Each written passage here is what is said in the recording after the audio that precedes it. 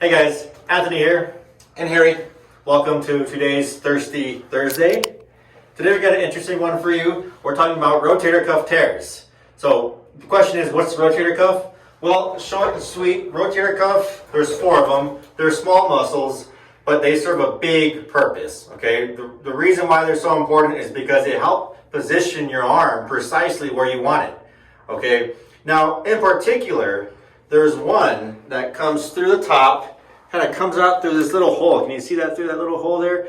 That's called the subacromial space, okay? So this muscle goes through there, attaches here. That's big, that's important because above it there's a bone, below it there's a bone. So what happens when these two bones come together is they can pinch that rotator cuff. If you have a lot of pinching, you can hurt that muscle, tearing it, resulting in a supraspinatus tear. Yeah.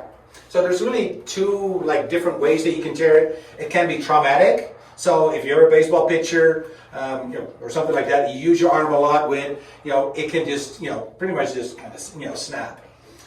What's probably more common is over time, as you're always lifting that arm, and if your rotator cuff muscles aren't very strong, you get that wear and tear over time, kind of starts fraying first, little tears, and eventually a big tear. And if you have a big tear in your rotator cuff muscle, you probably are looking at surgery. Not always, but a lot of times so. If you have the small little tears, maybe rehab will do it. Maybe physical therapy can still help you recover that. But if you have a big tear, you probably need surgery. A big tear pretty much is like, I can't lift up my arm at all. Like I have some tearing in my my rotator cuff muscles, actually in a couple of them, but I can move perfectly fine. There's no way I'm going to have surgery on it because it still functions perfectly well. But if you can't lift your arm in these ways, if this is what you're doing, you're probably looking at surgery. So the surgery is pretty pretty involved. They go in, they clean stuff out, and then they try to reattach, if they can find the ends, reattach that muscle back with like some staples back to the bone. So the initial phase of rotator cuff rehab, we really have to essentially protect the surgery, right? Yeah, you got to be very careful. This is not something that you're going to go out the next day and start doing things with your arm. No, there is an extensive period of protecting the repair, right? Because if you think about it, it's just been reattached to the bone or sewed together, right? We do not want to stress that area. Oftentimes, doctor puts you in some type of bracing for the first, let's say 4 weeks or so, 2 to 4 weeks. After that, the surgeon will probably let the physical therapist start doing some passive range of motion. What that means is you're not moving it, the physical therapist is moving your arm for you.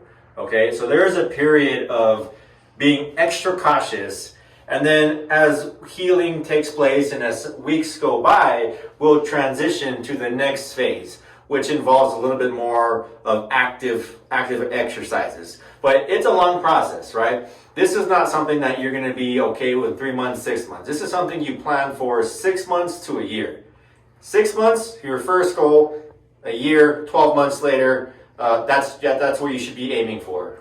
Okay? Yeah, because if you look at even top athletes that are in great shape and have all the best therapies available, athletic training available and everything, yeah, they're still going to be at least 6 months before they're back to pitching, but a lot of times it's probably 9 months or even longer. So what we're talking about here, what Earl talked about yesterday is some of these exercises that he showed. We're in that protective phase, so you're letting the surgery heal up, where it's stapled back together, sewn back together. You let that heal up, control pain, control swelling. Just make sure that you will keep your hand, wrist, and elbow moving. Because if you're going to be in a sling like that, you tend to get everything really tense. So make sure you do some light stretching exercises for your wrist, for your hand. You can probably squeeze a little ball. Out of the sling, you can work on your elbow range of motion as well, and really make sure that all of that doesn't stiffen up, because that makes our job harder. Now, when you come out of that sling after 4 to 6 weeks or so, I don't only need to work on your shoulder range of motion, but now I need to work on your elbow, your wrist, and your hand as well. So make sure you keep those things moving, but do protect that surgery, because if you start doing things too soon, too fast, you're going to be in trouble, and that's going to prolong the whole rehab process. Yeah, your surgeon would not like that. They would not like to hear that. Now that we're your physical therapist. No, and trust me, a second surgery never goes as well as the first one. So, all right, so stay tuned. We'll give you more updates on rotator cuff rehab. This is just the initial phase, and we'll talk to you next week. See you guys.